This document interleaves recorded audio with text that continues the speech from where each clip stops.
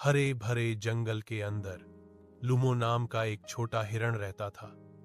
लुमो दयालु, तेज और बहुत जिज्ञासु था। अन्य हिरणों के विपरीत उसे अपने झुंड के करीब रहने के बजाय जंगल के नए हिस्सों की खोज करना पसंद था। एक धूप वाली सुबह लुमो ने एक जोरदार चीख सुनी, बचाओ बचाओ। मिमी बंदरिया थी जो एक ऊंची पेड़ की शाखा पर फंसी हुई थी। शाखा टूट रही थी और मिमी डर गई थी। लुमो मदद करना चाहता था, लेकिन वह छोटा था और बहुत मजबूत नहीं था। फिर भी वह जल्दी से अपने दोस्तों को बुलाने के लिए दौड़ा।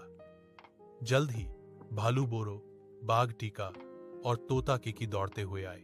बोरो पेड़ पर चढ़ने की कोशिश कर रहा था, लेकिन फिसल गया। टीका ने ऊंची छलांग लगाई, लेकिन मिमी तक नहीं पहुंच पाई। हर कोई चिंतित महसूस कर रहा था। फिर लुमो को एक विचार आया।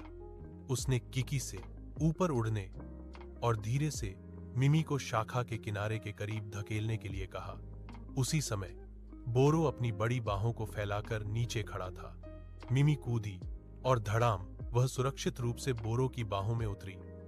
जंगल के जानवरों ने खुशी से जयकार की। मिमी ने लुमो को गले लगाया और कहा, तुम बहुत बहादुर और होशियार हो। बाद में उस दिन काले बादलों ने जंगल को ढक लिया और एक भारी तूफान आया। तेज हवाओं ने पेड़ों को हिला दिया। लुमो की त्वरित सोच के कारण जानवरों ने उस पर भरोसा किया।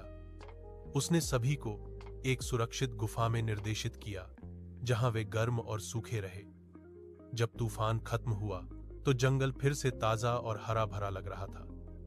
टीका ने गर्व से कहा, बहादुर होने का मतलब बड़ा होना नहीं है, यह दूसरों की मदद करने के बारे में है। उस दिन से लुमो को बहादुर छोटा हिरण के नाम से जाना जाने लगा और ग्रीन जंगल शांति और मित्रता में रहने लगा।